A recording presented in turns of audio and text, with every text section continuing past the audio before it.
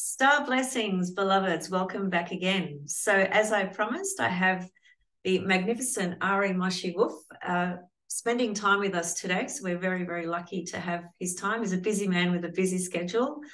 And I really want to just introduce all of you guys to Ari. Many of you are aware of him, some of you are not. So, this is a really beautiful opportunity to step into a moment where we can share our ideas, our understandings of Pluto in Aquarius and Saturn in Pisces. And so we all have a different feel about that and a different perspective. And I really am so excited to hear what Ari is going to share today. So Ari, hello and welcome. And thank you so much for coming on to my channel. And we really Hello. appreciate your time. Yeah, thank you for having me. Pleasure. So, would you mind just telling us a little bit about yourself before we dive into the big guns, Saturn and Pluto? Sure. I live in California with my family. Um, I'm an evolutionary astrologer, and I study and practice the works of Jeffrey Wolfe Green. That's my main focus, and the entirety of my astrological training has been that. I started off studying astrology in my maybe when I was 20 or so, and exposed myself to many different books and teachers. And after a few years or less, I got very overwhelmed by the amount of information and knowledge that was out there. Just in that I didn't feel it was accessible. Some of it felt too descriptive, too prescriptive. And there was a sense of, I know that we're more than just these bodies and these personalities. And I didn't really feel that any of the books and the content that I was consuming was really addressing this deeper dimension of being. Mm. Like, I'm a Sagittarius, but why am I a Sagittarius? Like, what is that? What does being a Sagittarius have to do with whatever this whole life is about? Like, I didn't want to just take for granted these characteristics and hobbies and traits and skills and challenges. It's like, what is this all about anyway? Why is this whole thing happening? I've always been a seeker, and I actually was first exposed to astrology. I grew up as an Orthodox Jew. So in high school, there were many references to different mystical elements, and astrology was referenced, but I was never allowed to study it. So it always drew me. I always intuitively knew. It was never like a question. I think similar for you. It was never a question, is this true? I always intuitively knew there were these correlations that were real. What to make of it, how to use it accurately, that was kind of my dilemma. And so I actually got rid of, I think, all of my books. Um, yeah, about 18 or so years ago. And it's around that time that a friend of mine introduced me to Jeffrey Wolfe Green's work. And immediately there was a soul recognition. And that just sort of became, it was destiny for me. That was a path that I was to walk that would really support me in more deeply integrating and internalizing my ongoing learning. So EA has been an important part of my soul journey. And I would say the work that I do incorporates elements from different facets of my own spiritual path. I work a lot with A Course in Miracles, which I weave into it. And just, life itself. I'm a musician and I sing a lot. And I feel like song is a way of almost getting beyond all of the concepts and the teachings and the ideas and actually feeling it, Mm. meeting it, connecting with it on a deeper level. Yeah. So that's a brief bio of my work with astrology and what I'm up to. Yeah, that's beautiful. I love it. I love how you explain that. It's beautiful, especially the musical component as well. Um, Music is so, well, it's universal and it's soul, it unites, it goes right into the soul. It's such a beautiful component of artistry. Yeah, Mm. appreciate that. Yeah, wonderful. Okay, well, thank you for sharing that about yourself. So towards the end, we'll talk a little bit about some courses that you've got going as well, Ari. So I'd love my audience to know. There's a lot of new people that follow me. There's a lot of older crew that follow me. So there's a really beautiful diversity of people that follow this channel, which I'm very, very grateful for. And I feel with your work, because I was talking to my mentor last night, who is also an astrologer. He's been practicing for 45 years now, and I've learned, most of my astrology through him, actually. And we were talking about you and your courses and things like that. And he was asking me, do you think that a person who's never studied astrology could study with Ari, for example, because of the level of depth that you go to, right? Because I was talking about you, your style, etc. And my response to that was, well, I don't think it's a question of whether you know astrology or whether you don't. I think it's a question of whether you are open and receptive enough and have a connection and understanding of some kind. Because in my experience, and I've seen this over the years, some people can be reading books for 20 years and still not understand it, right? And then you get a newbie come along, picks up a book, and bang, they're right there. So I think it's just an individual soul thing. So for that reason, I would say to my audience, any of you would be, the perfect candidate to study Ari's course for sure. So we'll talk about that towards the end. Okay, so shall we start with Saturn in Pisces? Maybe a few concepts or themes or feelings about that. Sure. Okay. So I want to start by establishing a perspective on what are we doing whenever we look at Saturn. Okay. What I value about my own training in evolutionary astrology is that it provides a framework for understanding the inherent interrelationship between all planetary functions. So the starting point that I want to offer is just really recognizing fundamentally, what are we doing here in time and space? What is the purpose or the function of time and space? So we think, we have to make money, we have to pay the bills, we have to get a job, we have to be on time, and we also want to make sure we don't cross a red light and we follow the traffic rules and we pay our taxes. Like, there's a very tangible, practical, cultural, social, political experience that we're all involved in. We also all have bodies, and the bodies have rules. There are consequences to treating the body a certain way. The totality of our physical reality, we can say, is very defined. In fact, everything that's physical by its very nature is defined, and everything that's defined becomes that over time. Literally, that's what time does. Time defines things. Everything is becoming something. So I just want to take a step back and look at that facet of our experience, because it's easy to take it all for granted and just say, yeah, that's what I mean. That's what life is. You got to, pay the bills. You got to be a good citizen. You got to have a good diet, or you have a family. You do these things. And in various ways, we're all born into a world where there's sort of some kinds of assumptions about what it means to be a human being. And some of us question these assumptions. Some of us question these norms. Some of us learn to live within them while inwardly remaining free from identifying with them.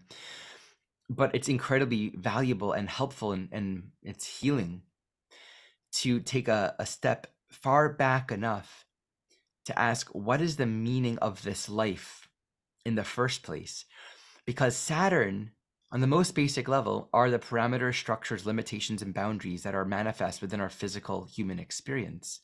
But if we don't really understand the purpose of this physical human experience, we run the risk of giving meaning and value to the physical parameters, limitations, forms, and structures of our life without understanding the greater purpose that they are meant to serve.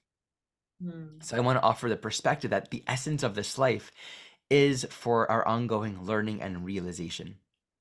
And we can get pretty metaphysical just in terms of our perspective of how everything in this world, everything in this life, in its essence, is relevant. Everything we can think of, and the perspective that I hold in my work and just how I practice my life, everything in our life, we learn to internalize it and bring it back to, this is all the template for my ongoing learning. We can say this is like the forum of love. What are we learning? Like, what is the thing that we're realizing? We're really remembering who we are. We are remembering our essential identity, our eternal self. And it's indescribable, right? Like our true essence itself, our awakened being, is beyond anything we can grasp or hold on to. But this is what this life is about. And so we can also think of it, and this is a Pluto thing, it's really a process of elimination, right? All of our fixations and identifications, like, oh, did that, went through that, I'm not that, that came and went, right? So when we have that perspective, which is a very compassionate perspective, it says whatever happens, this is where we're learning. We don't have to maybe understand the curriculum. Maybe we don't understand the form the curriculum is taking or exactly how it's meant to teach us, but we can appreciate, okay, here's my curriculum. This is where remembering can happen. This is the template for my realization. And that's how I like to look at Saturn. Just to then regard every facet of our physical reality as the temporary, because it's all temporary. And Saturn is temporary. Time is temporary as well. The temporary container within which we are going to play out particular phases of learning experience. And a great metaphor for that would be going through grade school, right? When you're in 9th grade, or when you're in 10th grade, or when you're in 11th grade, in essence, no matter where you are at, it's the same idea. In each grade, there's a learning curriculum, and you have to pass. You have to apply yourself to the curriculum, and if you don't, you'll repeat it. The level of learning might intensify or become more holistic or more complex or more inclusive as one grows, but that's what Saturn is. And we can really appreciate that the structural realities of our life, and thus we can say all of the limitations everywhere in our life where we're called to give attention, we can think of Saturn as the gravity of our concentration. It draws us into awareness, into concentration, into presence. Oh, here's something. And if I don't bring alignment and thoughtfulness into this area of my life won't be functional. And these situations will repeat and keep on coming up over and over and over again. So we're bringing our attention to whatever parameters are manifest in our life. And then what happens is we master it, right? You don't repeat 10th grade. You don't repeat 11th grade. You master it. And when you've mastered something, you're done, right? It rests, it's complete. Then you can look back at it and appreciate. So we can all look back at our own adolescence, our own learning, our own failings, right? Like the best learner is the good failure. It's a person who fails really well, fails quickly. We can look back at all of that in our life and just recognize, oh, yes, I was swimming around this curriculum for a while and I've learned that. And the learning continues according to the evolutionary needs of the soul. So to complete this introductory piece, I just want to say it's all about bringing it back to the soul. And I want to just define what I mean when I speak about soul. It's who we are. It's that which we are when we remove our ego construct, our personality, our personal memories, our body.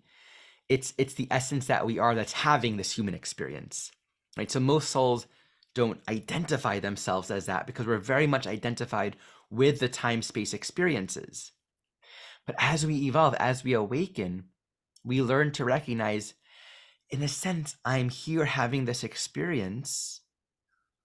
It might feel hard or complex or confusing at times, but actually I'm always, in a sense, in this world, but really not of it. This is not definitive of who I am in my essence. And so it brings a thoughtfulness. how can I make the best out of my present moment circumstances? How Mm. can I use my time as wisely as possible? And I think what's challenging, a threshold that we come across when we really start to look at Saturn from a soul perspective, is we don't know what we don't know. Okay, so I'll just complete this thought with, we come into life experiences where the curriculum is given, and we don't come with a conscious awareness of, I'm going to come into this family, this culture, this environment. For the first 7 years of my life, it's all handed to you, right? I mean, for a big part of our life as children, it's actually a part of the soul program. Mhm. It's a part of the template that we chose to create for ourselves. And so it takes time. We actually yield ourselves to be imprinted by our conditioning. And then we might have to go through experiences of unraveling that. And it's all a part of whatever learning is most beneficial and supportive to our own ongoing growth. Yeah, beautiful. Very well said. Absolutely. I guess perhaps what I would say to that as well is with the whole concept and life journey and experience, Saturn, you're very right.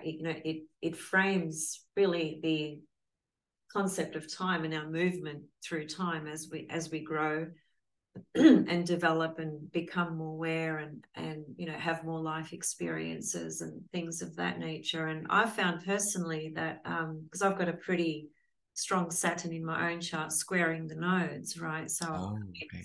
something, yeah, pretty important about it. And so long story short, it's the process of integration with any planet actually, but really with Saturn, I feel that when you can integrate those deeper components of the soul's intentions with whatever that planet is trying to teach you, as it were, then it becomes, you become that energy, is what I'm trying to say. You become the best version of that energy because of that Mm. integration process, right? So, I mean, a simple example just to draw the contrast, when you're a teenager, often Saturn is projected onto, all your authorities, right? Your parents and teachers, etc. And so you experience Saturn so much from the world out there as it appears, right? And so as we continue to grow and learn from our lessons, and that's how we acquire wisdom, right? We learn that Saturn is not out there. Saturn Mhm. is here. I am Saturn. I am Mars. I am Venus, and Mm. so on and so forth. Oh, beautiful. Yeah. But yeah, I love thinking and meditating and reflecting that, because I've had just recently, I've had Saturn in my 12th, over my Mars, over my ascendant, over my moon, through my first house. So at this stage and age in my life, going through those sorts of Saturn transits and squaring my natal Saturn and so on and so forth, um, it's really been a very powerful, clear, um, conscious integration process that's been hard, really hard, but incredible as well. So yeah, I just wanted to add that about the awareness of integrating Mhm. and individuating as well. Yeah. Absolutely. I'm glad you mentioned the teenager piece, because there's something very important to recognize. Since we come into this world, we don't know the way. I mean, on a very basic level, we don't know not to run into traffic. So, the Saturn function, we are dependent on the world outside of us to be that Saturn. Mm, And this is where, according to the soul program, I mean, if we have healthy parental conditioning, we can be taught, we can fail without the shame being added. That's a mm, big part of the distortion of the Saturn archetype, when mistakes and failure are associated with you're bad now, right? yeah. Where punishment comes into the picture, as opposed to everything truly, truly, truly being seen as a lesson in alignment, right? Like, there's right, which is aligned, and there's wrong, which is not aligned, as opposed to wrong being its own original quality. And so the idea is we get to learn from those that we trust to hold our lives. And we get to really role model, look up to other people that have lived a life that we haven't lived and have wisdom that we can't yet apprehend. And so as we mature, if we're willing to make mistakes and correct them, if we're willing to look at those who came before us, but also willing to, in the end of the day, look inside for our own internal approval. And that's one of the deepest challenges with Saturn, where we can become hooked on what we think the outer world is approving of. Because again, this is kind of what we're taught. Do a good job. So then getting an A on the test is valuable more than the personal learning that we undergo. And the form and the structure can easily become its own God. And so the deepest work of Saturn is really learning to access our own inner authority, to find for ourselves our own alignment. And there is a lot of deconditioning. It does very, very often mean breaking the rules or taking a step back from the right, perfect, good-looking life that one has been living to actually come to know oneself from within. What is livable? This is why the archetype of depression is very common within the Saturn experience, because it really impels a soul to take a step back from the structural reality, from the status quo, and to question, am I happy? Is this the life I want to be living? Am I where I want to be? And is this getting me where I want to go? And this can be so scary because, and we'll really delve into this with Pisces, a part of the Saturn work anywhere in any chart necessarily is a deconstruction process, because we have to be able to make a distinction between the voices from the outside that we've internalized, that we're then unconsciously projecting, I'm needing their approval and I need to be this and fit these conditions. We need to distinguish between that and our true inner voice. Sometimes we need to unravel the life we've created, the perfect world we've created, and it might feel chaotic. We might experience emotions and desires and feelings and things that we didn't know were there, we didn't want to see. And that this is like the issue of, to give the metaphor, we might be functioning so well in 8th grade, but we're 30 years old. And maybe no one else recognizes that. But our soul says, oh, I feel like this isn't the right place for me. There's something else. This is not, the structural reality is not serving my own soul growth. And so in the end of the day, the deepest dimension of the Saturn work is being able to know for ourselves and only for ourselves what is right and what path we need to take. And that's where wisdom comes in. It's like the discipline, the training work that is necessary with Saturn. Anywhere you want to go takes repetition in time, which creates conditioning. But for that to really be authentic, there has to be a sort of wisdom and self-knowledge at the core of it. Yeah. Well said. Yeah. And so Saturn moving into Pisces, within the context of everything you just shared, I feel this journey of becoming our own teacher, our own authority, as it were, self-realization, awakening to who we are, our essence, right?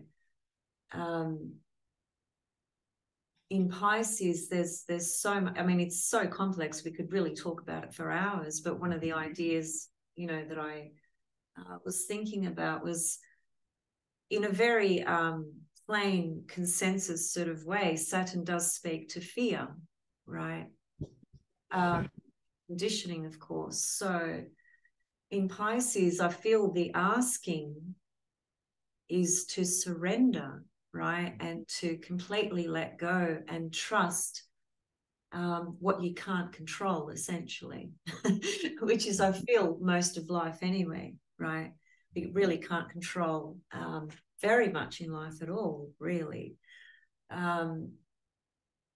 So in Pisces, I think the journey, collectively, and then for each of us individually, depending on where it is in our chart and so forth, is going to have a strong element of the asking of, we need to trust what we can't see, or what we can't control, and just let go to source, as it were, let that that paradigm of the story that you hold, the things you identify with, the narratives and so forth,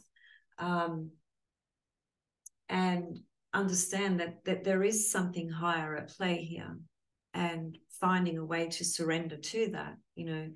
I feel is going to be a really important part of this Saturn in Pisces, as well as letting go of some dreams you may have had, the realization that those dreams will not actualize for whatever reason that is. And so it is a time of endings and surrendering and trusting and just letting go almost into the abyss, as it were, which is Pluto in the 12th house. And I've had that for the last 15 years. So I'm very, very familiar with that feeling, right? So that's one of the ideas that I was feeling into with Saturn in Pisces. Yeah. That surrender is such an essential part of this. And I think what can feel confusing is Saturn also speaks to effort and work, discipline and training. And so it really brings up the question, how do we cultivate a stance and a practice of surrender? And what does that really mean? I want to share something I've been thinking about recently that I feel this really brings some essential perspective to the Saturn in Pisces, and in particular, this dissolving and this letting go and trusting. Because one of the fun things about life is dissolving and surrendering and letting go and forgiving will look on the appearance level very different person to person. So I know people who, used to travel with the Grateful Dead.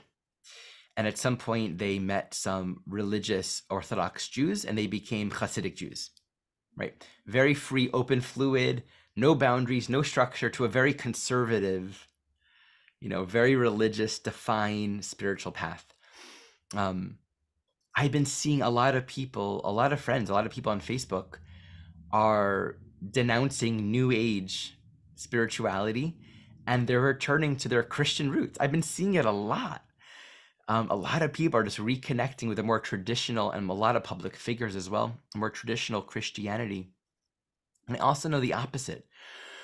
I know a lot of people that grew up with more orthodoxy that have let go of that rigidity and the judgments and the rules to a more open, fluid spirituality. You can really see both of those. And I think right now there's a renaissance happening, not so much in any particular direction, but it's a renaissance in people wanting something of substance to hold on to, wanting meaning. Because Pisces says, we all know deep inside that there is something essentially meaningful, and we're trying to reconcile with this existential sense of life, of the problem of life, or the struggle of existence. Where is peace? Where's home? Where's unity? Where can I finally arrive and be done with the endless suffering, right? And Pisces teaches us our salvation is only true identity, which is in our relationship to our source. And there are, of course, many ways to articulate that inexpressible idea. But it's found within. It's found in going kind of outside of the parameters of the world and inside. For some people, during Saturn and Pisces, there will be a very fervent humility that will impel them to turn towards more religious structure. So Saturn and Pisces conjures the imagery of a nun, a monk, a secluded monastery, very traditional. Saturn, ancient traditions, has roots, but allows for deep spiritual contemplation, right? And that's a signature of humility, of letting go. I tried to do it my own way, Saturn, but I failed. So I'm going to accept the instruction and the guidance of those who have come before me and surrender completely to that. But just as much, we can have a soul, Saturn in Pisces, who is living a life in the pure religious or spiritual monastic church environment. They're pure, they do all the things right. They, there's a time in my life where I was praying every day, attending congregation 3 times a day, just, and I felt safe. I just immersed myself in the waters of religion. For as long as that was working for me, it was working for me. And we know that there does come a point for so many souls where there's a crisis between, I feel so safe here, but I'm repressing a whole lot too. There are all these rules and laws and judgments, and I can't seem to get beyond that. And so then Saturn in Pisces is dissolving the rigidness. So really, whether it's bringing, what the issue with Pisces, interestingly enough, is it's everything, right? So Pisces can be the atrophication of our muscles, or anything that's atrophied because we're not putting forth effort, right? So Saturn, no boundaries. I'll go where the wind goes, and what we're not defining, Saturn and Pisces, what we're not defining means we're just going to be open to happenstance, and we'll be defined by anything at all. And we can speak in a moment, because addictions and dopamine addictions and distracting ourselves with anything that will help us escape from the world and stay distracted. Right? So Saturn and Pisces can just be, I'm fluid and I'm open, but look, I'm on my phone all day and I'm taking a lot of drugs and I'm watching the screen all day and I'm distracting myself. I need something to surrender to.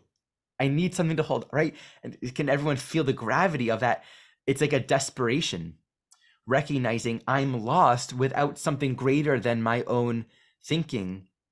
And to then hold on to that and commit to that says, in time, I will become strengthened through that. But Pisces just as much can speak to absolute delusion, where we can become bigger than life, or something or someone can become bigger than life. And we make it so important, giving all of this power to a religious or parental or spiritual authority, or to a religious institution. By the way, just so everyone can understand this, this arc, Jupiter Sagittarius corresponds to belief systems, our cosmology, our perspective, our understanding of reality. But it's Saturn in Capricorn that takes that and makes it into a religion that gives guidelines and rules for how to live, right? So when we're really looking to like address a dimension of our life that speaks to how are we living, how are we structuring our life, the do's and the don't do's, the yamas, niyamas, the 10 commandments, right? How to eat, how to do relationship, what to do as a man, what to do as a woman, that's all Saturn. And we get to a point where we've given it so much meaning, and our culture, our community, our society, our church will be behind that. And that piece inside will be speaking, which says, it's not working. I'm not where I want to be. And so Saturn and Pisces can really speak to this existential anxiety and this terror, really, of dissolving everything we've known and exchanging that for forgiveness, which we can only get it if we understand somewhere inside that I can't make myself something that I'm not. So I'm going to have to forgive what I thought was real and open up to a path that I do not understand, but trust it. Yeah. So qualitatively, whether we're going to become more conservative or more liberal, right? It's really the same thing. Yeah. Yeah, I think also with that, because Capricorn is sextile Pisces, right? And so there's a connection there, right, with those archetypes. And I've seen some of the most bizarre and amazing relationships with a Pisces person and a Capricorn person, in the sense of just how incredibly well they complement each other, right? And the world they create, because the Saturn or Capricorn energy really brings in the consolidation and grounding and work, you know, how to make things happen, as it were, the seriousness, the time that it takes, you know, all those things. And then you've got the beautiful Pisces over here, which brings in the visions and the dreams, you know. So when you combine those energies together, I feel like we can I'm not talking about being unrealistic with the movement that started decades ago and that had the perspective, if you visualize it, you can manifest it. You cannot manifest $1 million in your bank. It just doesn't happen, you know. But I'm talking about the more soulful qualities of Pisces and how you can really work with the Saturn energy to feel more aligned and more integrated and more grounded in your spiritual practice, in your spiritual life, in, you know, what that looks like, what that feels like, and what do I need to do to make that grow. You know, how do I nurture that, how do I feed that, you know, and so forth. So I love Saturn in Pisces, actually. I feel the combination, it has got some shadow, you know, qualities, like everything does, of course. And there are some difficulties about it for sure. But I think it can be a very beautiful experience as well, depending on how we work with that energy, right? You know, because Saturn is the work.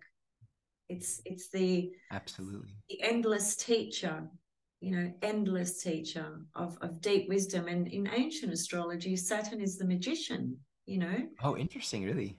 Yeah, Yeah. yeah. He's the magician, he's the magi. So he's just you know, there's so much wisdom from Saturn. I'm so glad you mentioned this piece around, like wishful thinking. Yeah. We can easily fall into that, and that's a Pisces issue. People often say Saturn is reality, and I just say, Pisces, Neptune is reality. Mm, Saturn is time and space. It's like not all of reality. It's Maya. It's the illusion. The illusion doesn't mean it's not real. It's not reality in its entirety.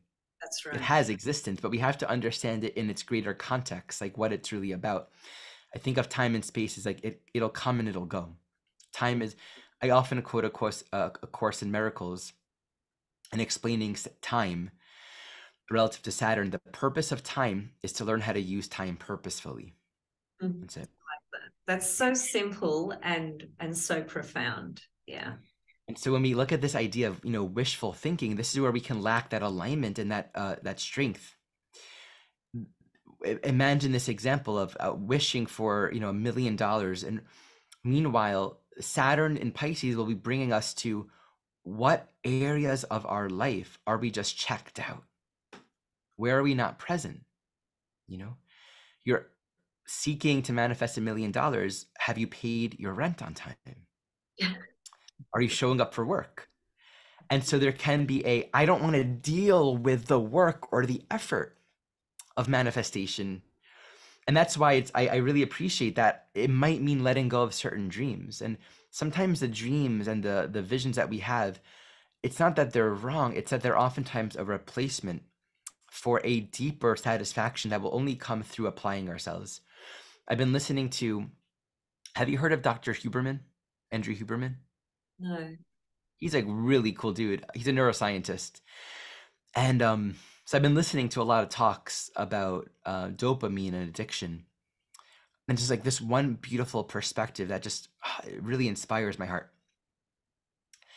In ancient times, there was a very natural flow between what we can say pain and pleasure, or like effort and reward, right? You had to do a lot of work to get the food to feed your family, right? You had to hunt, you had to have physical strength, you had to be on your feet, you had to actively engage.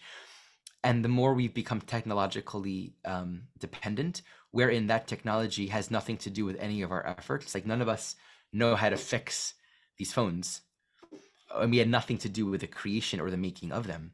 And so we're bombarded at this time, in this day and age, with ongoing experiences and opportunities for stimulation and distraction, right? So we can actually have a dopamine experience, and dopamine is simply, it's the neurotransmitter that has to do with the experience of pleasure and satisfaction. We can experience a dopamine rush without having put any effort Mm. beforehand, right? It's not the result of like a really good workout, now you're feeling rested, or working really hard to like hunt the deer, and now you bring it back to your family.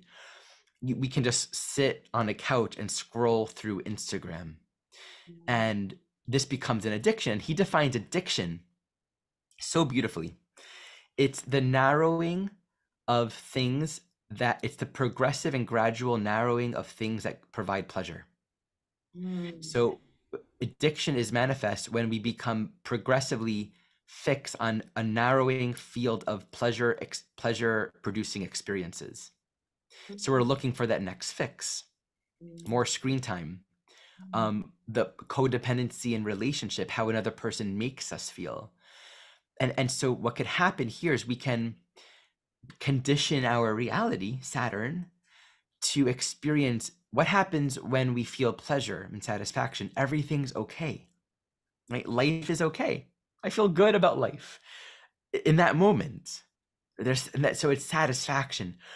And yet if we're bombarding ourselves with that, and it's actually manifesting as a distraction from our life and actually putting forth effort to create and define our life according to what we believe is meaningful, we're going to be conditioning a reality that's grounded, that has roots in avoidance, in distraction, in the dream. And so that's a Saturn and Pisces issue, right? Total delusion where we've conditioned and structured an addictive reality and we're just lost in it. And then things have to get so, what's like the Virgo polarity here? Things have to get so dysfunctional that finally calls us to sober up and wake up and realize, wow, I've created this. This is not where I want to be. How do I get out of it? And I think that's like, that's the beginning point with Saturn and Pisces. What is the work that I need to do? And so we can't just be wishful thinking, and because the work with Saturn anywhere, it always has to feel very accessible, right? It's not like wait and find out. Saturn is always, every day you get to work on it, and you're not going to do a great job, but you're just going to keep on trying and you'll get better at it over time. It's very practical.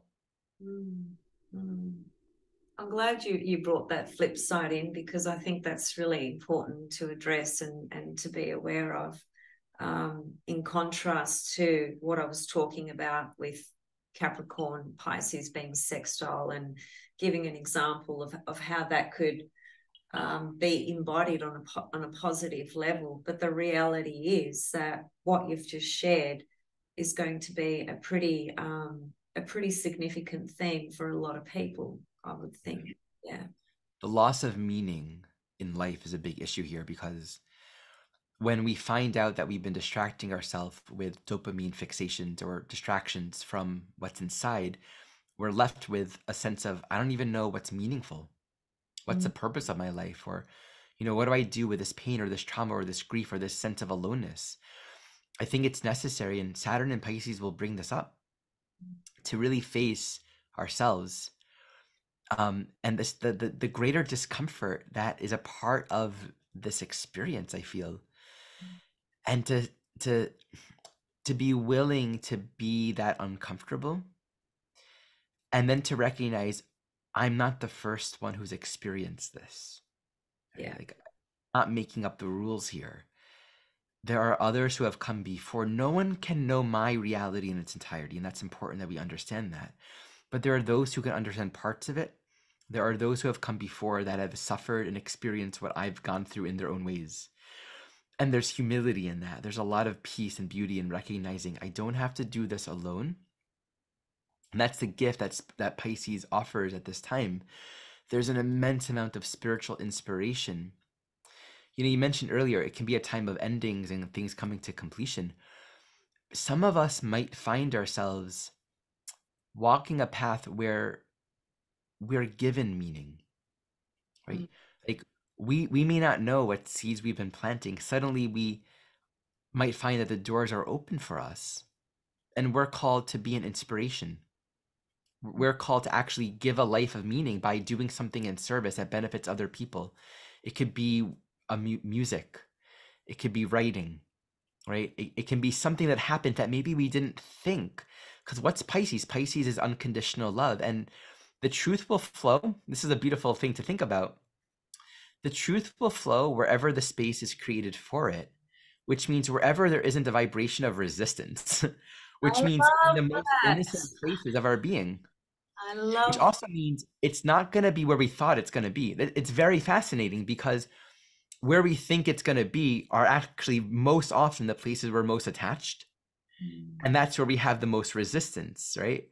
The parts of us that are just pure and innocent and loving are actually often, I find, the parts of our being that as children, um, it's just who we are. Like it's just like the part of ourself that is pure. Maybe we forgot about it because we grew up, right? Those are the places within us where love will flow and work through us, and it'll be like, oh, that makes total sense. And we're not doing, right? It's like that wu wei concept. We're allowing and we're opening and trusting.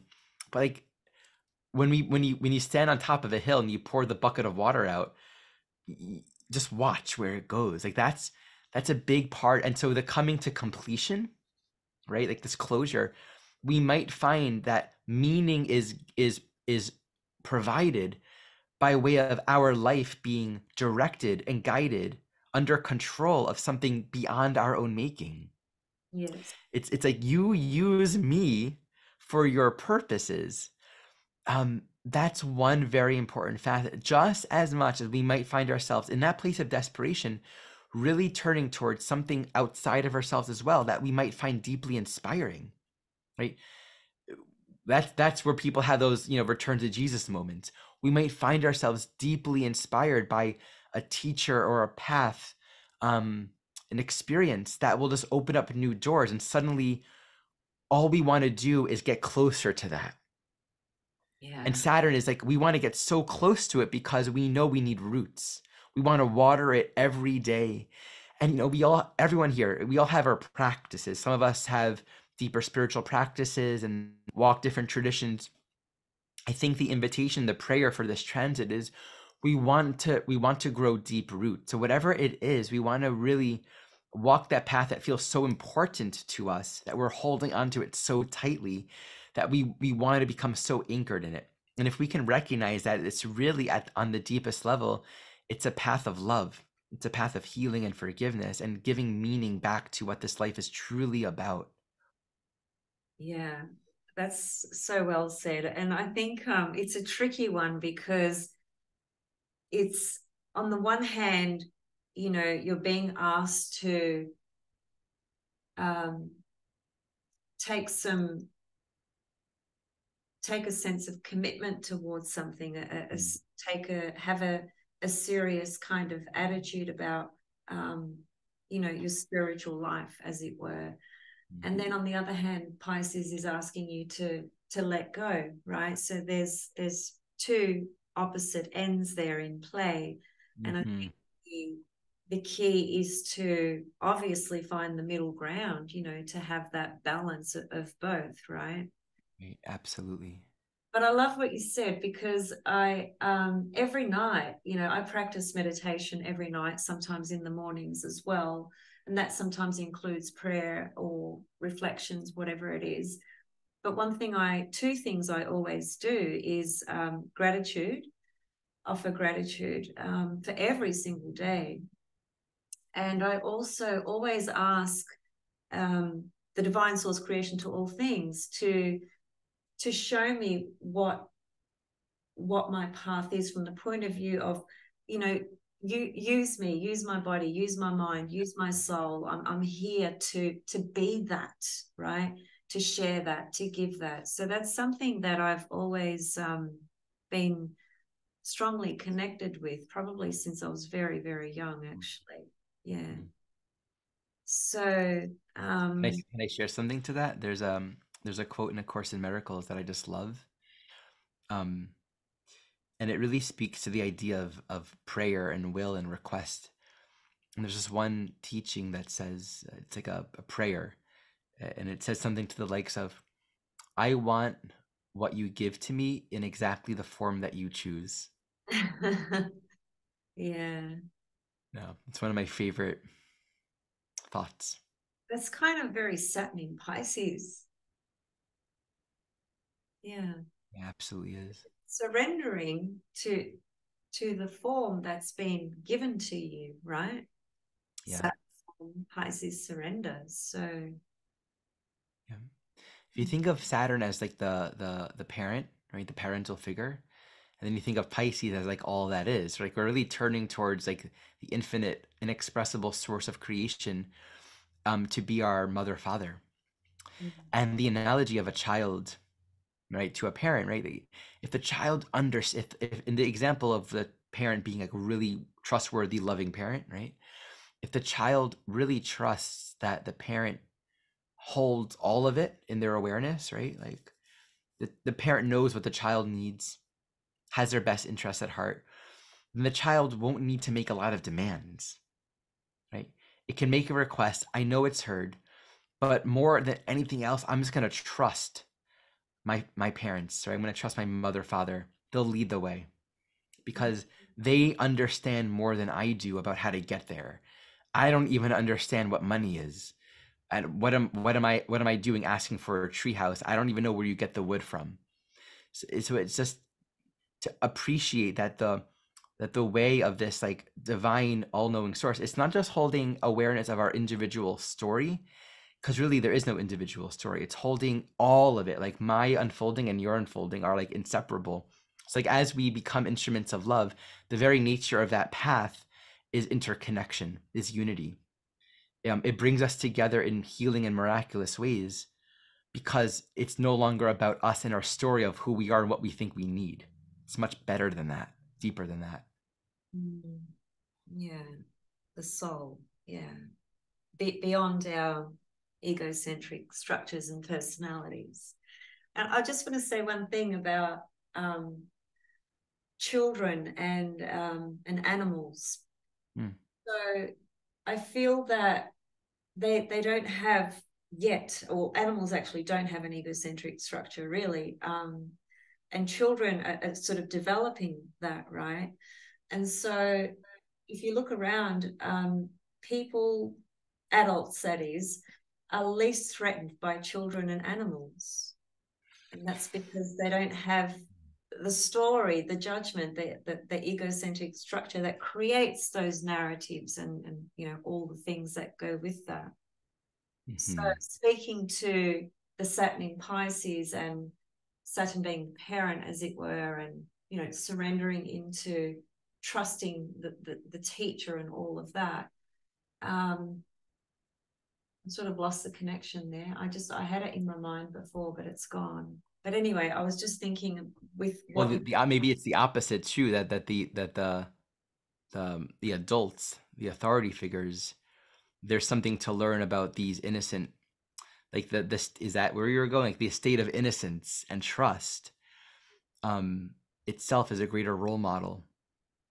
Like the children and their innocence and openness to receive, openness to learn, their absence of precondition is such a teaching for actually where we're trying to bring ourselves.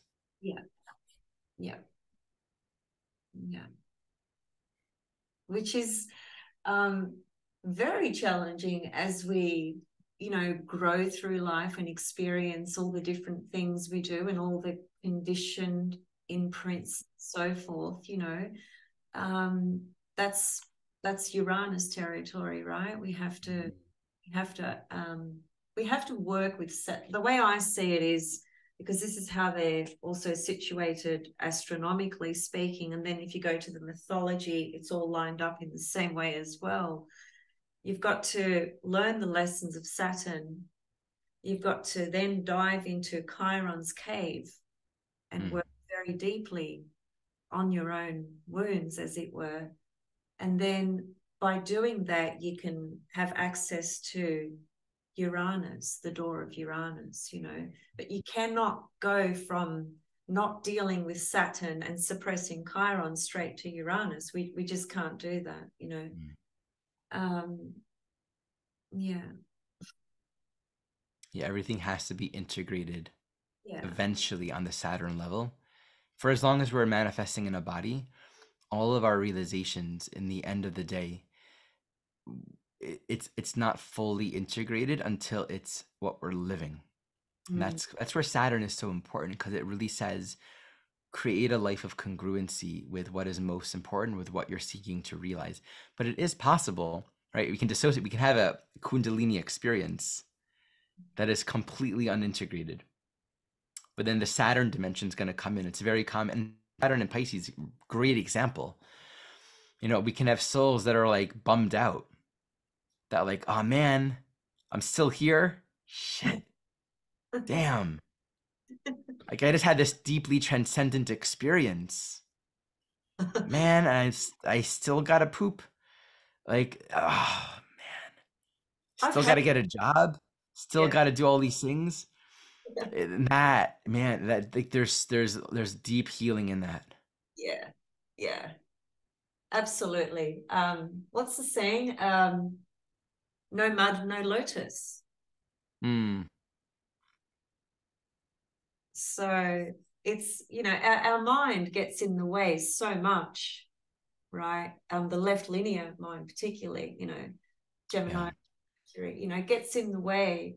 It's very helpful and very useful, but it does get in the way a lot, um, with its judgments and perceptions and fixed thoughts and, all that sort of stuff. And we cannot be in the physical and just live this ecstatic,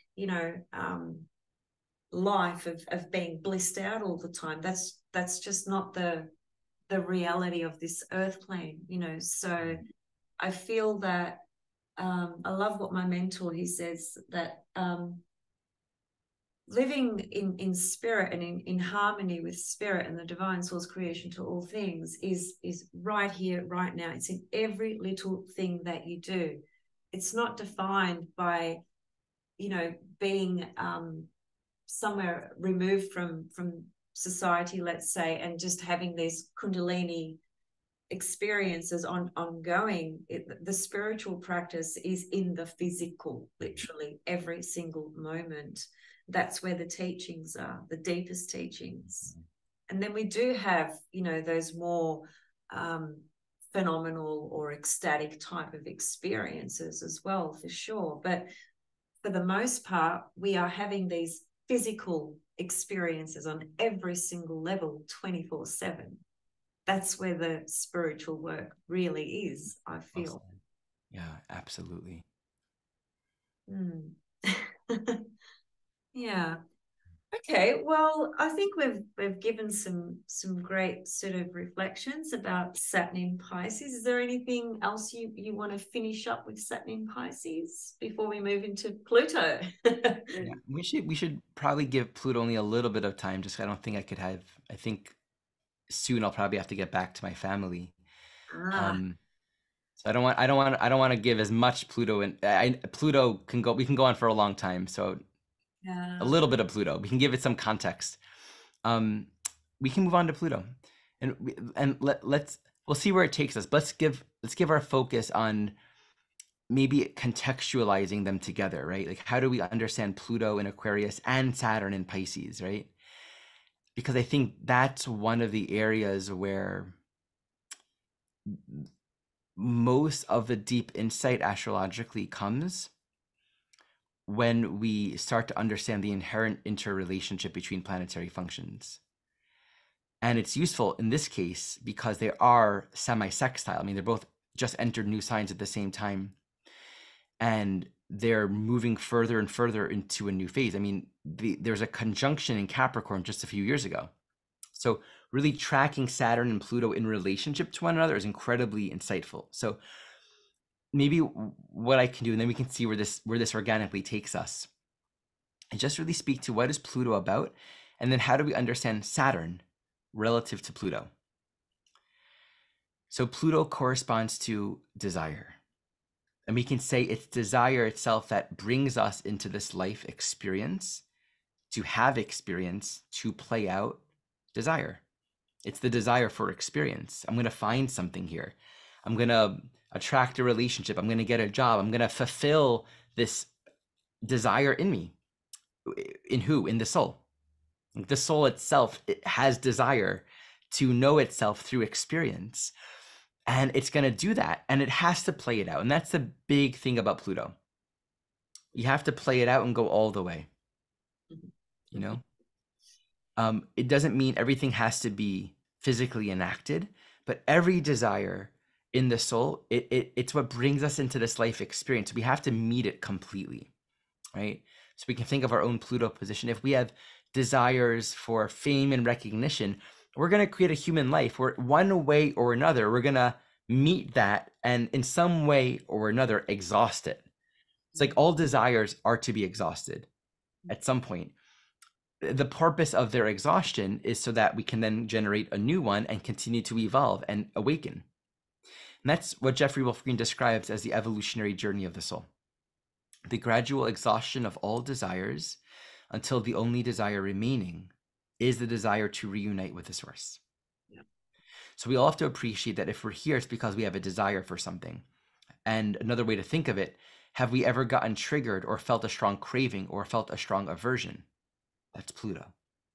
Strong aversion, strong craving speaks to there's something in me that's resulting in my either strong need and obsession with experience or resistance to experience.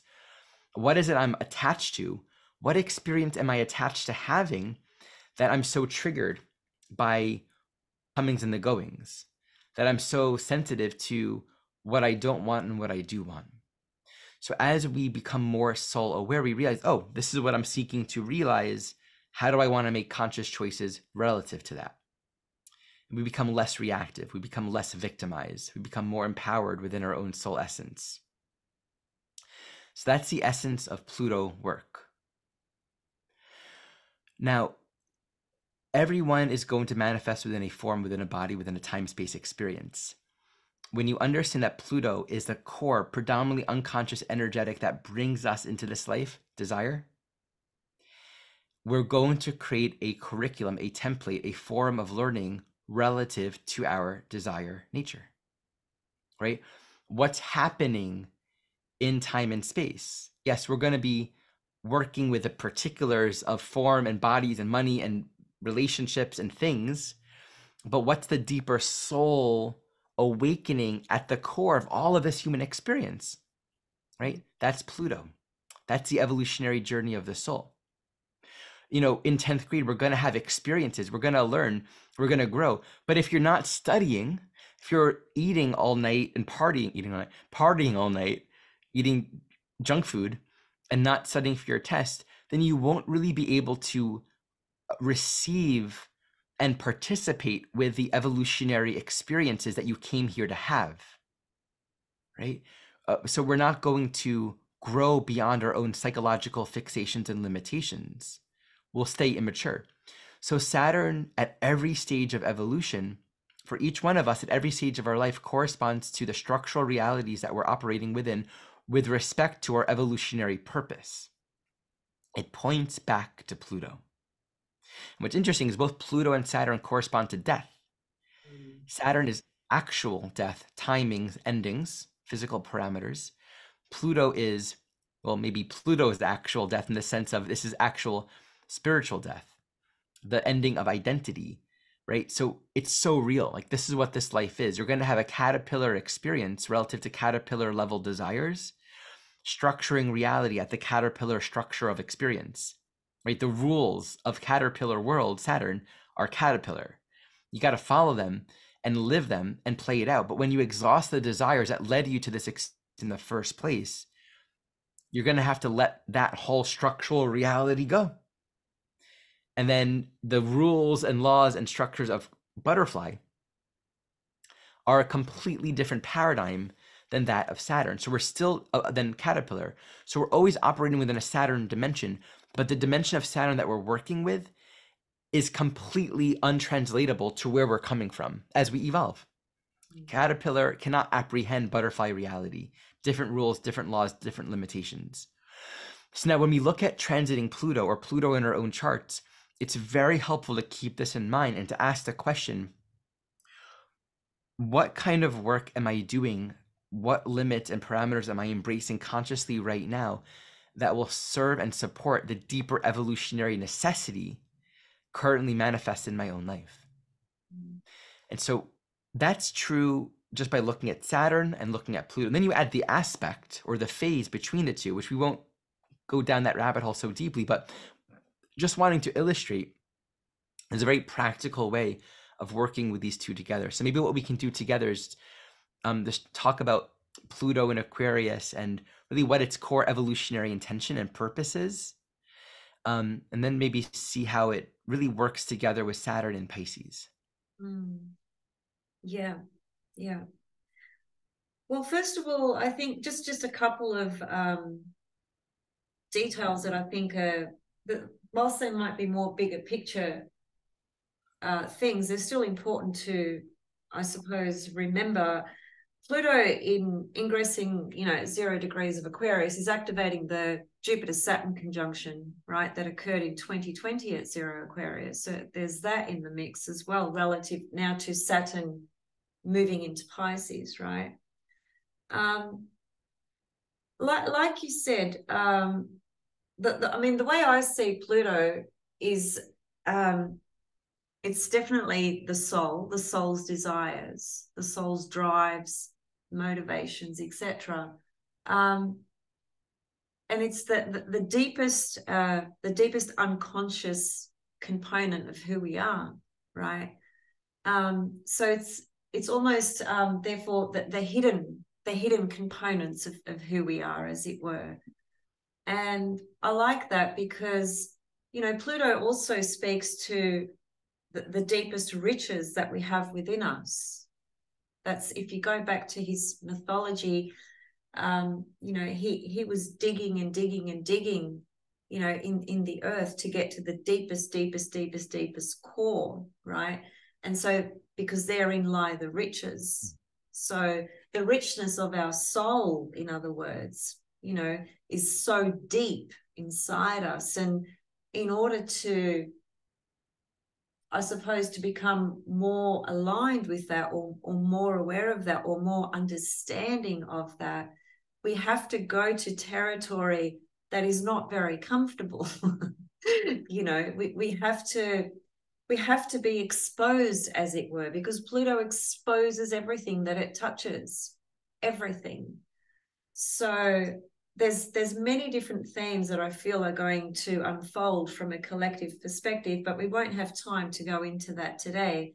So we'll just stick to the more personal level of how people can contemplate Pluto in Aquarius, which I think most people are generally more interested in that anyway. And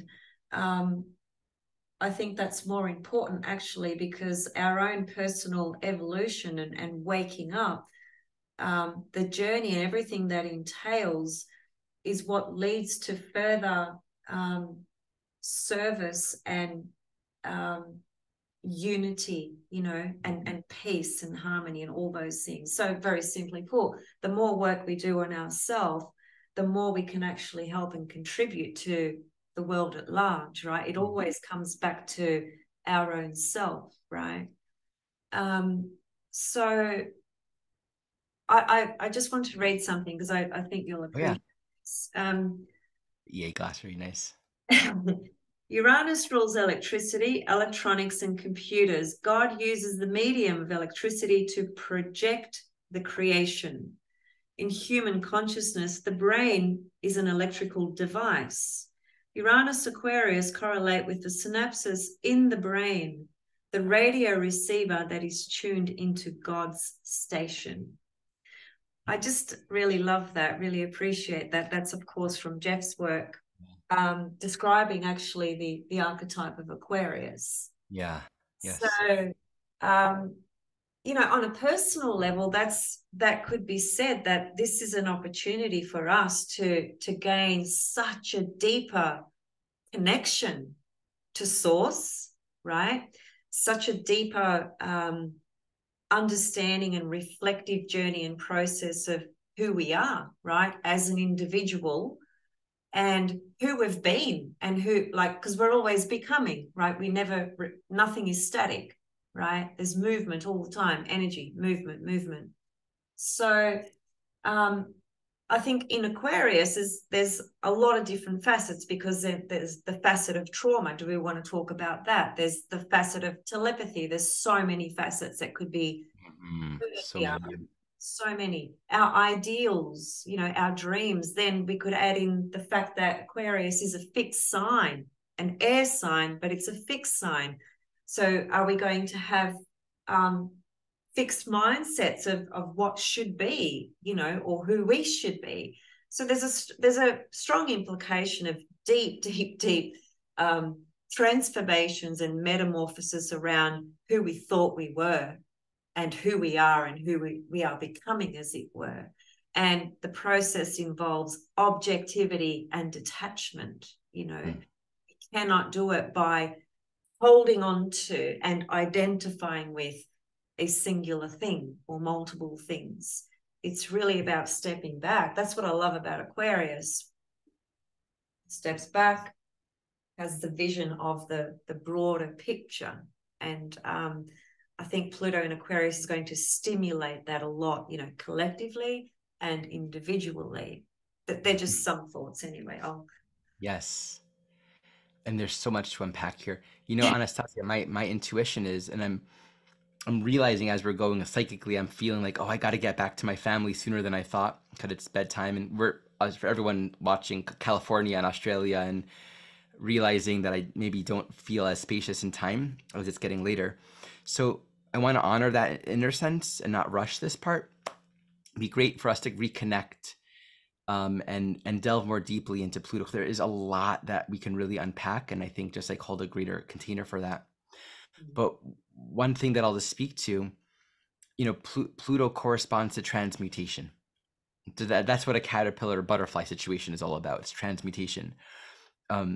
Trans is across, right? Mute DNA. It's like our essential structure changes. And then the archetype of Aquarius corresponds to absolute radical change. And this is radical change that occurs in the level of mind. Understanding, and I love that you read that quote, because the physiology of the brain itself is Aquarius, something that many people don't recognize. And I'm so grateful that Jeff Green taught that, because it's an appreciation that thought itself is an electrical process. And most of us are thinking thoughts that resonate with a particular identity. Thought actually follows perception. Perception actually follows desire. We're going to perceive the world out there according to what it is we're wanting to see relative to our evolutionary program. Right? You walk into a room, you're going to be receiving the impressions of everything and everyone around you, not because you're objectively perceiving it. It's all going to hit the places in you that you're working out. It's like true objectivity, true witnessing is actually a total disconnect, not in a negative way, but a total dissociation from one's personal story. It has to be. Yeah. Has to be.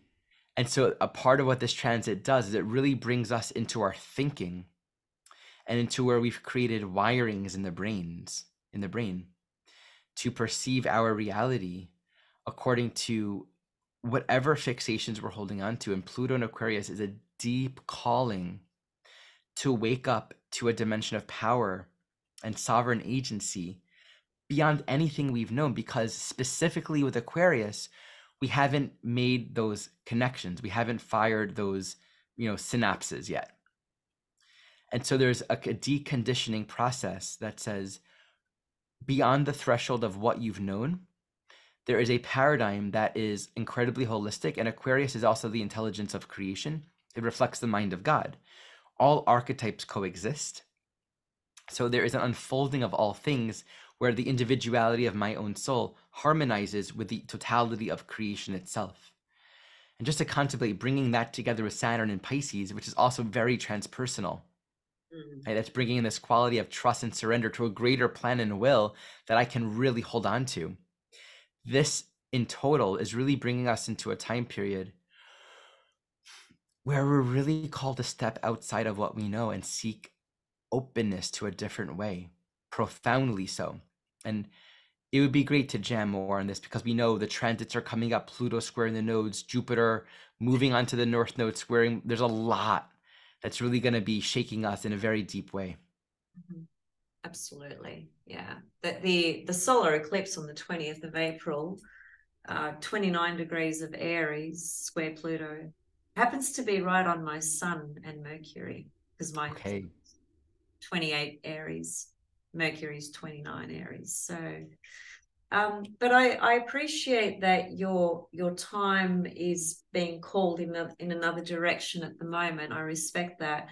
And what I'd like for us to do, if you are open to it, is to come back and really take a deep dive into Pluto in Aquarius. I I think would be joy to do that. Yes. yeah, it's worthy of that time for us to do it. And given I feel today has been really it just felt really natural, actually. I've really enjoyed sharing space with you today. So I'd really love for us to do it again. Yeah.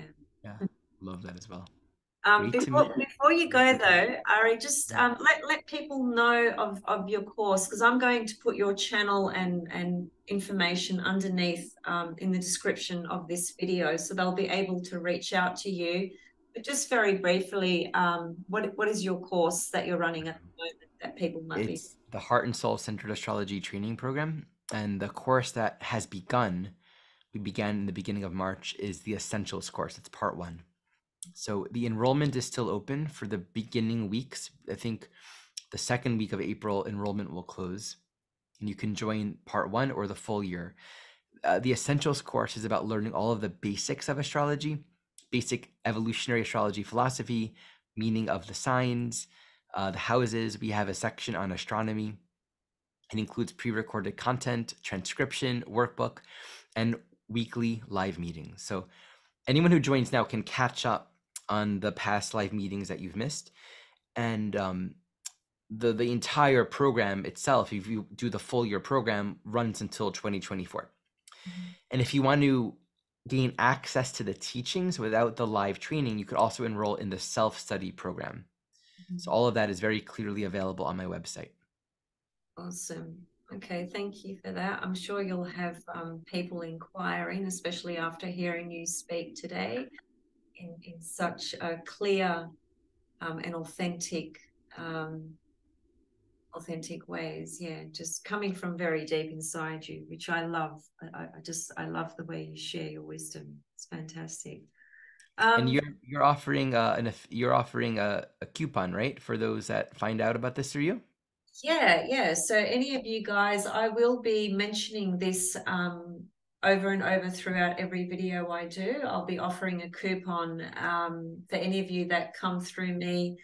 I will give you the details, and you'll go to Ari's website and so forth, and actually get a discount if you come through me. So that's just another option for you guys. But I will continue to mention more about this through every video that I do for a while. So and I really encourage you guys to, if you haven't, even if whether you have or whether you haven't, it doesn't really matter. If there's a resonance with Ari and the way he shares, then it's worth following your intuition on that. It's worthy of the journey is what I would say. So yeah.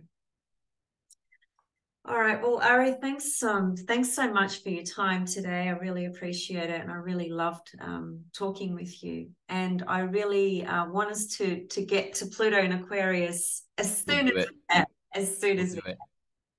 Yeah. can. Okay, so I'm just going to say goodbye to everybody here, and if Ari, you can just hold on just for 5 seconds for me. Sure. Okay, thanks guys, and see you all soon. I hope you enjoy this beautiful offering that we had for you today. Thanks, and see you soon. Bye.